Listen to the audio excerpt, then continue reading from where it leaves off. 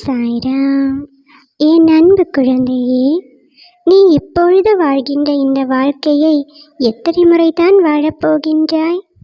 ஒரு முறைதானே? பின்பு ஏன் குழந்தையே இந்த வேண்டாத கோபம் உனக்கு? எல்லாவற்றையும் உதறிவிடு. உன்னுடன் இந்த கோபம் இருந்தால் அது உன்னையே அழித்துவிடும். ஒரே ஒரு முறைதான் இந்த வாழ்க்கை. அதில் ஏன் நீ எல்லோருடைய வெறுப்பையும் சம்பாதிக்கின்றாய்? அதில் எந்த லாபமும் உனக்கு கிடைப்பதில்லை. அதே சமயம் நீ கொஞ்சம் அன்பாக பழகிப்பார். நிச்சயம் உன் மன மகிழ்ச்சி அடையும். அது உன் வாழ்க்கையே மாற்றிவிடும். அன்பினால் எதையும் வெல்ல முடியும், ஆனால் கோபத்தால் எதையும் சாதிக்க முடியாது.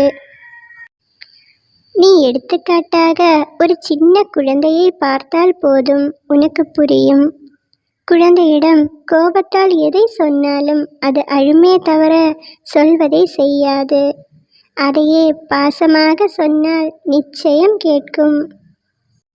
அப்படி இருக்க அந்த கோபத்தினால் எந்த ஒரு பயனும் இல்லை. வீணாக பிறர் மனதை கஷ்டப்படுத்தி தன்னை தானாகவே வருத்தியும் கொள்ளும். நீ சற்று நினைத்துப்பார். உன் வேண்டாத கோபத்தினால் வீட்டில் உள்ளவர்கள் எவ்வாறு வலியும் வேதனைகளையும் அனுபவித்திருப்பார்கள். உன்னை கண்டு பயப்படுவார்கள். நீ சொல்வதை உடனே கேட்பார்கள் என்றால் அது உன் பாசத்தினால் அல்ல, அது உன் பயத்தினாலேயே.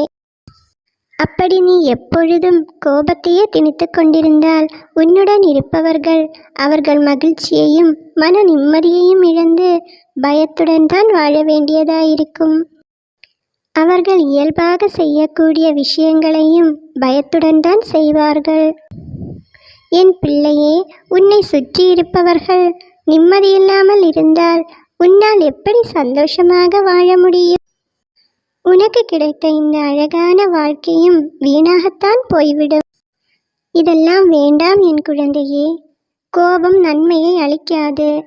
நீ கொஞ்சம் கொஞ்சமாக உன் கோபத்தை மாற்றிவிடு. உனக்கு துணையாக நான் இருக்கின்றேன்.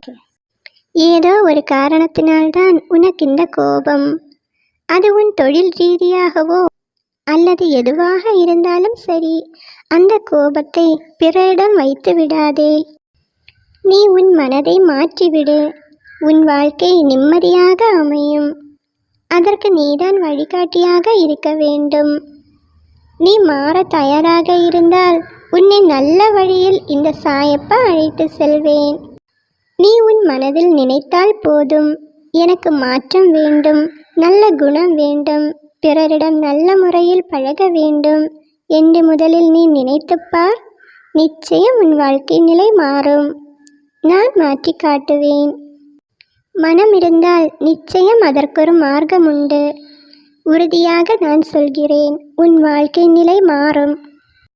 நீயும் எல்லோரும் மதிக்கத்தக்க வாழ்க்கையை வாழப்போகின்றாய். ஓம் சாய்ராம்.